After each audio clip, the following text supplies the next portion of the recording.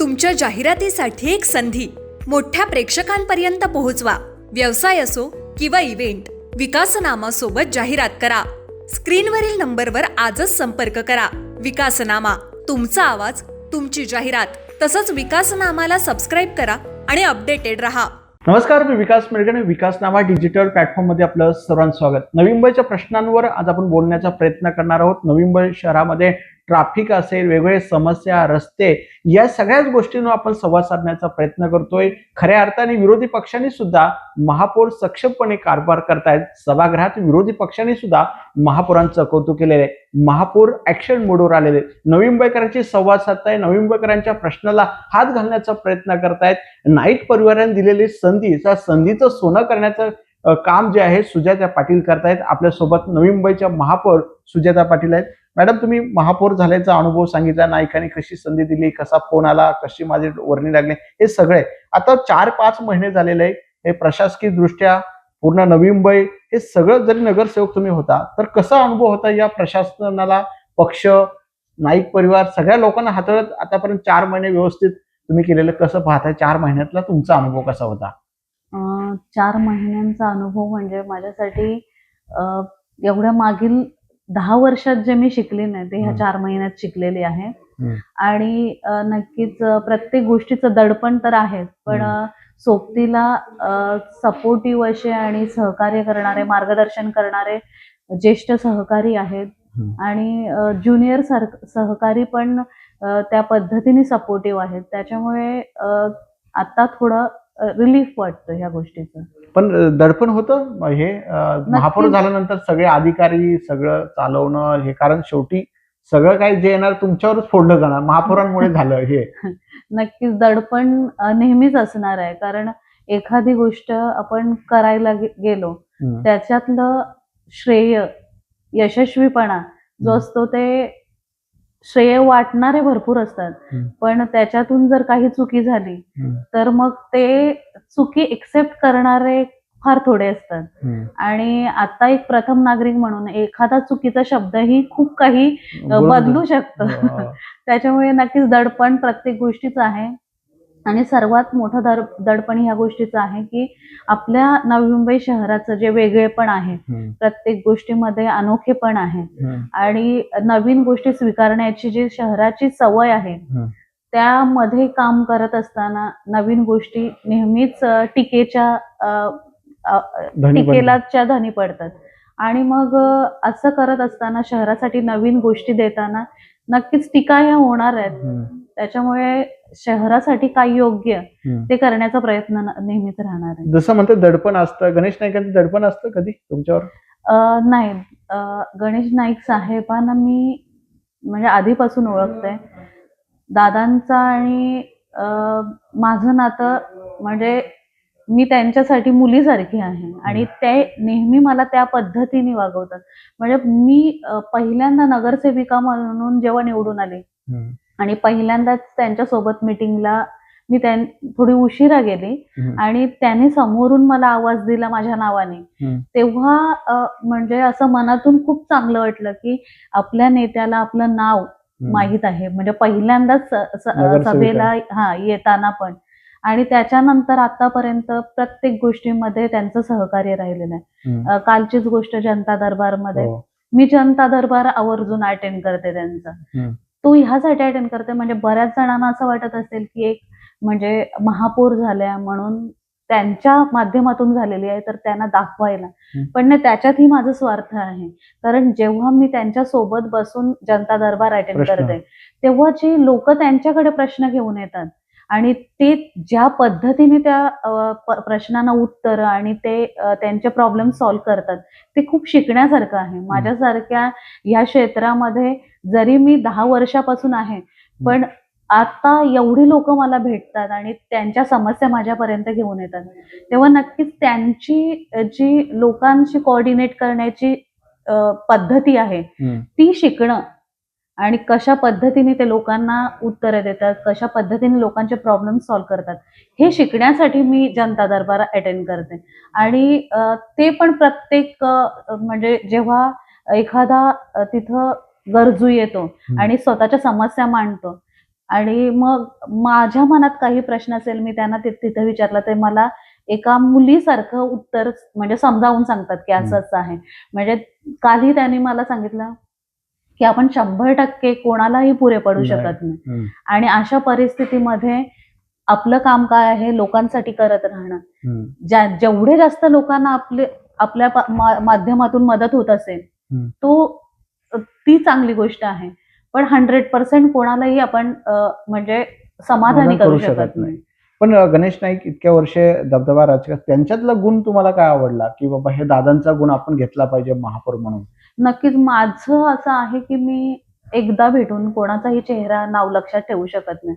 आणि दादांचं ते विशेष मला म्हणजे कौतुक वाटतं असं, की ते एकदा जरी त्या माणसाला भेटले आणि पुन्हा समोर आला, तर लगेच त्याला त्या नावाने म्हणजे आवाज देतात. आणि म्हणजे एवढी त्यांची बौद्धिक म्हणजे क्षमता. स्मरणशक्ती एवढी त्यांची तीव्र आहे. आणि खऱ्या अर्थाने एका लोकप्रतिनिधीमध्ये हा मुख्य हे गुण असायला हवं, की आपल्या समोर येणारी माणसं भलेही किती दिवसांनी परत आपल्या समोर आलं, त्याला ओळखता आलं पाहिजे आपल्याला. बाकी म्हणजे कोणाची कामं होत न होत तो नंतरची गोष्ट, पण एखादा समोर आला आणि नाव त्याला आपण घेतल्यानंतर नावाने बोलवलं, तर एवढा त्या माणसाला समाधान वाटतो, की हा दादा एवढा आपल्याला मोठा ओळखतायत. माणूस मला ओळखतो. खूप मोठी गोष्ट आहे ही. सध्या तुम्ही ऍक्शन मोडवर आलात, मोरबे डॅमची पाहणी केलीत, लोकांशी संवाद साधतोय.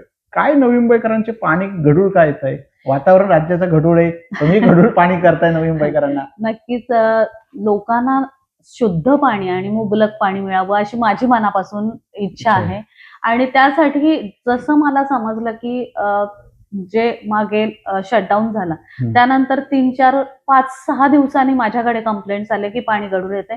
मी दालनामध्ये लगेच सर्व पाणीपुरवठा अधिकाऱ्यांची बैठक लावली, त्यांना विचारणा करणं. कारण कसं आहे, मी एक सामान्य स्त्री आहे, मला कळतं माझ्या किचनमध्ये गढूळ पाणी येतं, पण ते तांत्रिक दृष्ट्या काय येतंय ते एखादा टेक्निकल पर्सन सांगू शकतो. त्यांना विचारणा केली, तर त्यांनी मला सांगितलं तेव्हा, की नाही शटडाऊन होतं, त्याच्यानंतर एवढं असं एक 5-6 दिवस गढूळ पाणी येतो, आता होईल नॉर्मल. त्याच्यानंतर ठीक आहे 5-6 दिवस वाट बघितली, पण तरीही पाणी पिवळसर यायला लागलं. म्हणजे आधी सुरुवातीला जो गढूळपणा होता तो कमी झाला, पिवळसर पाणी यायला लागलं. आणि लोकांमध्ये एक संभ्रम निर्माण झाला, की पिवळसर पाणी म्हणजे बऱ्याच जणांना असं वाटलं, की ड्रेनेज लाईनी वगैरे काही प्रॉब्लेम आहे का? मग असं आहे, की एखाद्या प्रभागामध्ये होणं म्हणजे सांगू शकतो, की ड्रेनेज लाईन कनेक्ट होते वगैरे. सगळीकडेच. पण संपूर्ण नवी मुंबई भर ते होत आहे. मग त्याच्यानंतर मोरबेला गेलो, भोकरपाड्याला, सगळीकडे पाहणी दौरा केला, कुठेच काही आढळलं नाही. मग प्रभागामध्ये गेलो, एक आपण आपत्कालीन नंबर जाहीर केला, की ज्यांच्या कंप्लेंट्स आहेत त्या त्वरित त्या नंबरवर द्या, म्हणजे कर्मचारी वर्ग तुमच्यापर्यंत पोहोचेल. आणि मग प्रत्येक प्रभागामध्ये काही दिवसानंतर असं झालं, त्यांनी वॉशआउट घेतला सगळ्या लाईनचा आणि पाणी पुरवत आलं.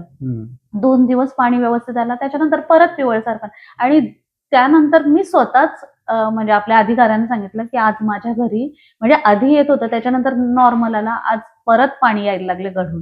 त्याच्यानंतर मी आयुक्त साहेबांनाही भेटली परत, की सर म्हणजे मी माझ्या पद्धतीने लोकांचा मनातला संभ्रम जो आहे, की पाणी दूषित आहे त्याच्यामुळे आम्ही आजारी होतोय, हे खोडण्याचा प्रयत्न केला.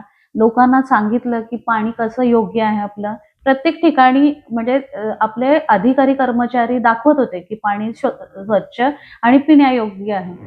असं झाल्यानंतर आता 2 दिवस पाणी व्यवस्थित होतं आणि त्याच्यानंतर परत पाणी गढूळ येत आहे. आता 2 दिवस पाणी जेव्हा व्यवस्थित आला, तेव्हा सगळ्यांना रिलीफ भेटलं आणि आमची अपेक्षा होती, की आताही व्यवस्थित येईल. पण अचानक परत जर गढूळ यायला लागलं, तर नक्कीच आपण टेक्निकली शोधायला पाहिजे, की काय याच्यामध्ये फॉल्ट आहे. आणि त्या संदर्भात एक मीटिंगही लावली गेली. तेव्हा त्यांनी सांगितलं आयुक्तांनी, की आता आपण पाणी जे आहे टेस्ट करायला दिलेलं आहे लॅबमध्ये. गव्हर्नमेंट लॅब आहे, एक प्रायव्हेट लॅब आहे.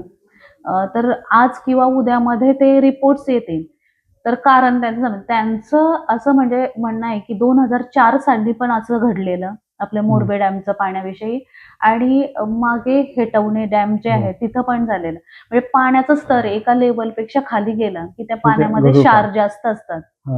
आणि ते काही क्षार असे आहेत जे क्लोरीननी रिॲक्ट होतात आणि पाण्याचा कलर बदलतो, असं त्यांचं बेसिक म्हणणं आहे, अंदाज आहे. कारण त्यांनी पण जे लॅब ज्यांच्या बरोबर ते टेस्टिंगला. टेस्टिंग केली त्यांच्या बरोबर बोलण्यातून त्यांनी तसं सांगितलं. हम्म. पण तेव्हाच काही कमेंट वगैरे केलं नाही, कारण ह्याला ठोस पुरावा असणे गरजेचं आहे. हम्म. कारण जे पाणी शुद्ध आहे ते मी कधी बोलत होते, जेव्हा टेस्ट होत होत्या सगळ्या क्रायटेरिया पास करत होतं म्हणून. मग आता ह्या गोष्टीला त्यांच्याकडून जेव्हा उत्तर येईल, आता ते आज आणि उद्यामध्ये मला त्या संदर्भात उत्तर देणार आहेत आणि मग नक्की कारण काय ते समजेल, म्हणजे टेक्निकल कारण.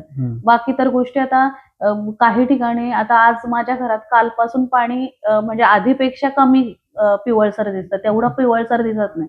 पण जोपर्यंत तुमच्या घरी सुद्धा गढूळ पाणी येतं? हा, मग मी पण त्याच मोरबेचं पाणी पिते. माझं घर पण नवी मुंबईत आहे. मी त्या दिवशीही बोलले की जरी मी म्हणजे नेरुळमध्ये राहत असली, कुक्षेत गावात, तरीही माझे नाते फार ऐरोली पर्यंत आहेत.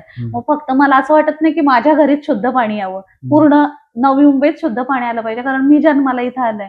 मग ह्या टोकापासून त्या टोकापर्यंत सगळे माझे नाते संबंध, म्हणजे सगळ्यांना चांगलं पाणी कॉलनीचे जेव्हा गढूळ पाणी येतं, तुमच्या कॉलनीचे काही गावामधले लोक काय बोलत होते? आमच्या गावातून आणि एवढ्या कंप्लेंट्स आल्या नाही. सारसोळ्यामधून सर्वात प्रथम मला सारसोळ्या गावातून कंप्लेंट आली. आणि सारसोळ्या गावात म्हणजे आमच्या पावसाळ्यात नेहमी या कंप्लेंट्स असतात का, तर आमच्या सारसोळ्या गावात छोटे छोटे गटर आहेत, त्याच्यातूनच पाण्याच्या लाईन आहेत, ड्रेनेजच्या लाईन आहेत, आपल्या इलेक्ट्रिक लाईन आहेत, त्याच्यामुळे नेहमीचा इश्यू होतो. आणि ह्यावेळी त्यासाठी मी म्हणजे एक माझा बोला की माझ्या फायद्याची गोष्ट बोला की माझा स्वार्थ बोला, मी त्यांना सांगितलं पहिल्याच दिवशी अधिकाऱ्यांना बोलले, ज्या लाईनी गटारातून जातात, म्हणजे आता गावठाण 29 गाव आहे, प्रत्येक गावठाणामध्ये तीच परिस्थिती, गटारांमधून लाईन जातात. एक मी सांगितलं, मी टेक्निकल पर्सन नाही तरीही तुम्हाला सांगते, गटाराच्या बाजूला दोन्ही साईडला थोडी जागा असते, तिथे एक डक्स सारखा करा तुम्ही आणि त्याच्यातून पाण्याच्या लाईनी टाका, म्हणजे पाण्याच्या लाईनी गटरातून किंवा ड्रेनेजच्या जवळून जाणार नाही आणि मग कमीत कमी ते कंटॅमिनेशन होणार नाही आणि पाणी आम्हाला वर्षभर शुद्ध मिळेल. म्हणजे आता पावसाळ्याच्या दिवस कुठे लिकेज असेल, काय असेल, गटर ओव्हरफ्लो झाले, ड्रेनेज ओव्हरफ्लो झाला की त्या मान्सूनपूर्वची कामं झाली का? तुम्ही पाहणी दौरा स्वतः केला, आयुक्तांनी केलेला आहे, किती ह्या वेळेला पाणी साचणार नाही असा अंदाज आहे?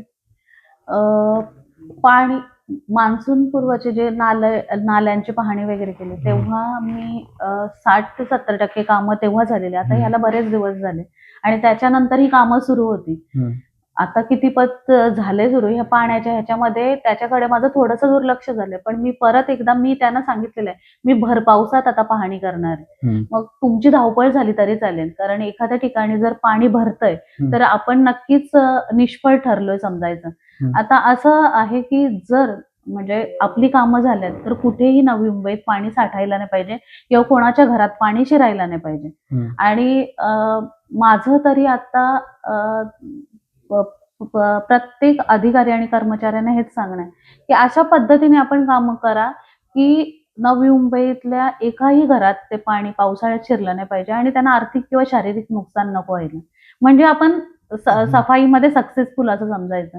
आणि हे कधी समजेल जेव्हा भरपावसात आपल्याला किती पाणी येतं. मॅडम, नवी मुंबई महापालिकेमध्ये अनेक अधिकारी भ्रष्टाचार, मोठे प्रमाणे अनेक पदभार आहेत, तर महापौर म्हणून अशा अधिकाऱ्यांवर कारवाई काय होणार आहे का? दादा सुद्धा बोंबलतायत, ओरडतायत, सगळे नालायक अधिकारी आहेत सिडको महापालिकेचे, तर महापौर म्हणून तुम्ही त्यांच्याकडे काय कारवाई करताय का? दादा जसं डायरेक्टली बोलतायत अधिकारी नालायक वगैरे, तर त्यांचा पदाचा तो तेवढा मोठा हे आहे, ते बोलू शकतात. मी असं कोणाला डायरेक्ट बोलू शकत नाही. पण आहेत काही म्हणजे अधिकारी आहेत ज्यांना म्हणजे आता प्रशासकीय कार्यकाळामध्ये त्यांना पूर्णपणे असं ओपन सगळं मिळालेलं, कोणीही विचारायला नव्हतं, त्याच्यामुळे आणि आता त्यासाठी तर आपण सगळ्यात आदर्श समित्या सुरू म्हणजे बनवलेल्या आहेत आणि वेगवेगळ्या समित्यांच्या सभाही सुरू झाल्यात आणि त्याच्यामध्ये त्या विभागाकडून सगळा जो डेटा आहे तो घेतला जातोय. आता हे काम म्हणजे एकट्याने करण्याचं नाहीये. मी महापौर म्हणून नक्कीच जेव्हा माझ्या समोर ह्या गोष्टी येतील तेव्हा निर्णय घ्यावा लागणार आहे, कारण शहराच्या जे हिताचं आहे ते करायचंच आहे आपल्याला. ओके मॅडम, वाशीला गेला किंवा नेरुळला गेला तर गाडी लावायला जागा नाहीये, अशी परिस्थिती नवी मुंबई शहराच्या एकेकाळीमध्ये 2-2, 3-3 गाड्या लागायच्या, गाडी पास व्हायची, पार्किंग असायची. आता मात्र मोठ्या प्रमाणात पार्किंगची व्यवस्था जी आहे ती आपल्याला करावी लागेल. या दृष्टीने पार्किंग धोरण सुद्धा महापालिकेने आणलं होतं. त्याच्याच बैठकामध्ये पुढे काय झालं किंवा पार्किंग धोरण आता येणार आहे का, त्याची अंमलबजावणी कशी करणार आहे? कारण लोकांना घुसायलाच गाडीत जागा नाही, नको तिथे ठिकाणी गाड्या लावल्या जातात. गेल्या वेळेला तर गाडी जायला जागा नाही म्हणून आग विझवायला प्रश्न निर्माण झाला होता. हो, नक्की. बघा आता नवी मुंबई शहर जे राहण्याजोगं शहर आहे असं म्हणजे आपण नामांकित झालो. त्याच्यानंतर नवी नायकांच्या मुंबईमध्ये मनातलं शहर.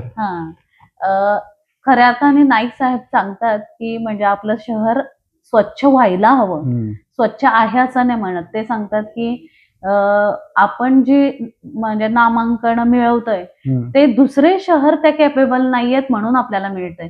पण खऱ्या अर्थाने आपल्याला त्या लेवलला यायला अजून वेळ आहे. पण राहण्याजोगं शहर म्हणून जे आपल्या देशभरात नावाजलं गेलं आपलं शहर, त्याच्यानंतर लोंढेचे लोंढे नवी मुंबईकडे वळाले. आणि आता अशी परिस्थिती झाली, तुम्ही जे सांगता की पूर्वी गाड्या लागलेल्या नसायच्या, पास व्हायच्या.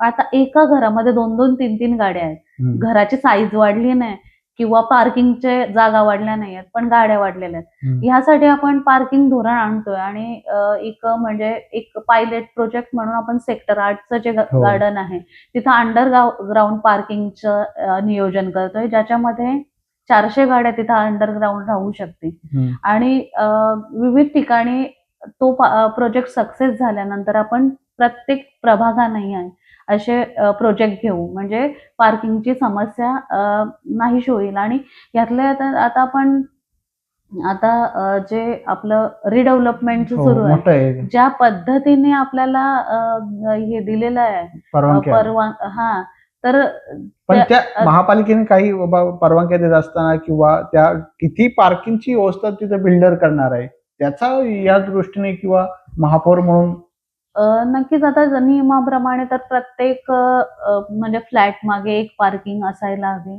प्लस काहीतरी 25% एक्स्ट्रा जे व्हिजिटर्स आपल्याकडे येणार सोसायटी त्यांच्यासाठी पार्किंग. आता त्याची 1च्या ऐवजी 2 पार्किंग कंपल्सरी अशा पद्धतीने काहीतरी नियम झालेले आहेत. मग अशा पद्धतीने जे कमीत कमी सोसायटीमध्ये राहणारी लोक आहेत त्यांची इनडोअर पार्किंग झाली तरी मग बाहेरचे रस्ते, कारण बऱ्याच वेळा आपण बघितलं एखाद्या सोसायटी बाहेर आता काही कंप्लेंट्स येतात की इथं ऍक्सिडेंट होतात, मग इकडची पार्किंग तुम्ही वन साइड पार्किंग करा किंवा काय. मग तिथं ट्रॅफिक पोलीस पोहोचले, गाड्या काढायला सांगितलं की त्या सोसायटीतलीच लोक उतरतात आणि सांगतात आमच्या गाड्या आहेत, आम्ही रेंटवर राहतो, मग आम्ही कुठे लावायच्या सोसायटीत आतमध्ये. मग हे गोष्टी लोकांमधूनच होतात. अशा पद्धतीने आपल्याला पार्किंग धोरण आणायचं की जास्तीत जास्त गाड्या इनडोअर पार्क तर होतीलच, त्याबरोबरच असे नियोजनबद्ध आपण पार्किंगचे प्लॉट्स वगैरे आणि नियोजन करू की तिथं जास्तीत जास्त गाड्या लागतील आणि त्याच्यातून पालिकेचा पण इन्कम वाढेल. शिवसेनेचे सभागृहामध्ये अनेक दिग्गज नेत्यांनी महापौर तुम्ही म्हणाल तसं कारभार आम्हाला वाटलं नव्हतं कराल, पण तुम्ही कारभार चांगल्या करताय असं शिवसेनेचे सभागृहातले अनेक सदस्य बोलतात, रेकॉर्डवर सुद्धा आहे. कसं पाहताय शिवसेनेबद्दल? नक्कीच म्हणजे आता ते सभागृहात मी महापौर म्हणून सत्ताधारी किंवा विरोधक असा भेद करू शकत नाही. त्याच्यामुळे कदाचित त्या माझ्या माध्यमातून झालेलं काम त्यांना आवडलं असेल म्हणून प्रशंसा केली असेल, पण प्रत्येकाचा एक पॉइंट ऑफ व्ह्यू असतो. आता त्या कशा पद्धतीने बोलल्यात त्याच्यावर डिपेंड आहे. आता कदाचित त्यांना महापौर कॅपेबल आहेत का असं विचारायचं असेल. मूळ मुद्दा असा आहे की घरी सुरेश पाटील तुमचे बॉस असतात, पालिकेमध्ये ते तुम्ही त्यांचे बॉस असतात. कसं घरामध्ये जजमेंट असं असतं का तुमची बायको घरात तुमची बॉस आहे की तुम्ही बॉस आहात? नाही बायकोच बॉस असते, होम मिनिस्टर कशाला? पण तुम्ही इथे आहात, तर कसं जजमेंट कसं नवरा बायकोचं कसं आहे? नाही असं आमचं काही नाही. ते माझ्यासाठी राजकारणातले माझे गुरु आहेत. ह्या गोष्टीत म्हणजे जबरदस्ती मला ह्याच्यात पाडलं गेलं, त्याच्यामुळे झाली मी. आरक्षणामुळे नगरसेविका झाली तेव्हाही म्हणजे अटी शर्तींवर होतात तसं, म्हणजे मी एवढेच कार्यक्रम अटेंड करणार, मी हेच करणार, ते अशा पद्धतीने. आणि हे म्हणजे महापौर पद जे आहे हे कधी विचारही नाही, कारण मागच्या एवढे 10 दिग्गज वर्षात होते नायकांच्या जवळ असताना सुद्धा. नाही 10 वर्षात म्हणजे माझ्या प्रभागा व्यतिरिक्त मी कुठे कार्यक्रम अटेंड करायला गेले नाही किंवा इव्हन दादांच्या कार्यक्रमांना पण कमीच जायची. असं नाही मीटिंग्स वगैरे असेल तेव्हा जायचे. प्रोटोकॉल प्रमाणे. हा पण असं त्याच्यामुळे कधीही म्हणजे डोक्यातही आलं नाही की महापौर पदासाठी माझं नाव त्यांच्या मनात आलंच आहे. तर हे जरा मला खूपच जास्त जे हवेत होते त्यांना वाटलं की अरे त्यांच्याविषयी नाही मी काही सांगू शकत कारण मी स्वतः माझ्या डोक्यात पण नावं होती ती. दादानी कॉमन मॅनला केलं, जे हवेत होते ते स्वप्नातच राहिले. कॉमन मॅनला त्यांनी करण्याचा विचार केला ते दिसतोय. आता म्हणजे दादांचा आजही तुम्ही मोठेपणा आहे. प्रोटोकॉल एकदम शांत संयमी कुठल्याही प्रोटोकॉल न पाळतात एक महापौर म्हणून तुम्ही काम करताय, कसं पाहताय? जे स्वप्न उडवणारे होते ते तिथेच राहिले, पण अरे ह्याच्याविषयी तुमच्यामधला अहंकारपणा कमी दिसतो. म्हणजे एक म्हणतात ना, महापौर आल्यानंतर प्रोटोकॉल आले या सगळ्या असा मी नाही. महापौर असल्याचा दावा नाही, तो बघा, तुमच्यामध्ये दिसत नाही, सध्या तरी दिसत नाहीये आज तरी. मी आजही आणि ज्या दिवशी मी महापौर पदावरून उतरेन त्याही दिवशी हेच सांगेन, महापौर झाली म्हणून मला अचानक काहीतरी एक्स्ट्रा नॉलेज आलं असातला भाग नाही. जसं शिक्षणाचं असतं की शिक्षण घेतली डिग्री घेतली म्हणून ते नॉलेज येतं आपल्याला, म्हणजे त्याच्यावर परिश्रम असतो भरपूर आपला अभ्यास वगैरे घेते. आता महापौर मला बनवलं पण त्याच्यामध्ये लगेच मला काही येईल याच्यातला भाग नाहीये. आता मी शिकते, म्हणजे मी जसं सांगितलं जनता दरबार ह्यासाठी अटेंड करते की ते कसं टॅकल करतात. तसं आता प्रत्येक वेळी लोक येतात माझ्याकडे, मला भेटतात, आपणही येतात, जे प्रश्न विचारतात, कधी कधी सजेशन देतात. आपल्या सजेशन मधून पण मला सुचतं की नाही हा असं करायला पाहिजे. म्हणजे ह्या गोष्टी आता मी शिकते आणि माझ्या कार्यकाळात मला खऱ्या अर्थाने हा जो पिरियड मिळाला ना तो खूप काही शिकण्यासाठी मिळालेला आहे. आणि माणूस जेव्हा शिकत असतो तेव्हा जर तो नम्र नसेल, त्याच्यात जर अभिमान भरलेला असेल तर तो काही शिकू शकणार नाही. आणि मला मनापासून आता एवढं वाटतंय की मी ह्या गोष्टी शिकायला पाहिजेत आणि हे म्हणजे पद मी म्हणजे ह्या गोष्टी शिकण्यासाठीच आता आहे असं मला वाटतंय. आणि जेवढं शक्य आहे तेवढं लोकांसाठी करण्याचा प्रयत्न असणार आहे, कारण ह्या पदाचा मानच तो आहे की लोकांसाठी करायचंय. शेवटचा प्रश्न, तुमच्या मनातलं नवी मुंबई कसं असणार आहे? कारण तुम्हाला ही संधी जे काय 1 वर्ष असेल, 2 वर्ष असेल, 2.5 वर्ष, जोपर्यंत नाईक ठेवतील तोपर्यंत, त्या कालावधीपर्यंत तुमच्या मनातलं स्वप्न काय असेल? नवी मुंबई शहर म्हणजे आता मी नवी मुंबईची जन्मापासून इथलीच आहे, त्याच्यामुळे मी इतर शहर प्रकल्पग्रस्त आहे मी जन्मापासून. त्याच्यामुळे नवी मुंबई शहर जसं साहेब सांगतात की सुंदर असायला पाहिजे आपलं शहर आणि सगळ्या सुविधा. आता खऱ्या अर्थाने माझी बहीण बाजूलाच उरणमध्ये राहते, तिला बिचारीला 5-5, 6-6 दिवसांनी पाणी येतं. तिच्या घरी कधी गेलो ना ती आपल्याला अर्धा ग्लासच पाणी प्यायला देईल. आपण जसं पाहुणे आल्यावर ग्लास भरून पाणी देतो, तिला मी बोलते पाणी पण पूर्ण ग्लास नाही, तू अर्धा ग्लास पिऊन ठेवशील, त्याच्यापेक्षा मी अर्धा ग्लासच देते, कारण आम्हाला पाणी 5 दिवसात. मग नाही, खऱ्या अर्थाने त्यांना पाण्याचं महत्व कळतं. आपल्याकडे आहे म्हणून आपल्याला त्याचं महत्व कमी आहे.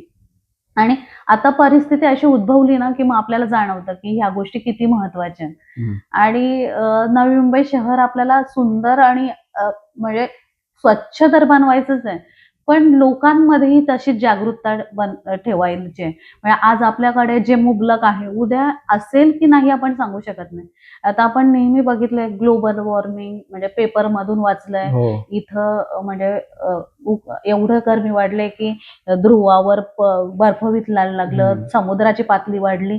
या गोष्टी नुसत्या वाचून होत्या, पण खऱ्या अर्थाने यावर्षी नवी मुंबईकरांना ते जाणवतंय की नवी मुंबईची गरमी जी वाढली ही यापूर्वी कधीच नव्हती अशी. आता मी तर म्हणजे जन्मापासून इथं आहे तर मला तर कधी एवढी गरमी जाणवली ह्या वर्षी खूप आहे, खूपच हीट वाढली. पर्यावरणाचं आपण काय करणार आहात? म्हणजे दादा वनमंत्री आहात. हो नक्कीच, दादांच्या माध्यमातून तर म्हणजे एक वनमंत्री म्हणून मी बऱ्याच लोकांकडून ऐकलंय की दादा अशा पद्धतीने काम करतात, कारण ह्या मंत्रिपदावर आधी कोणी एवढं चांगलं काम केलं तेवढं दादा.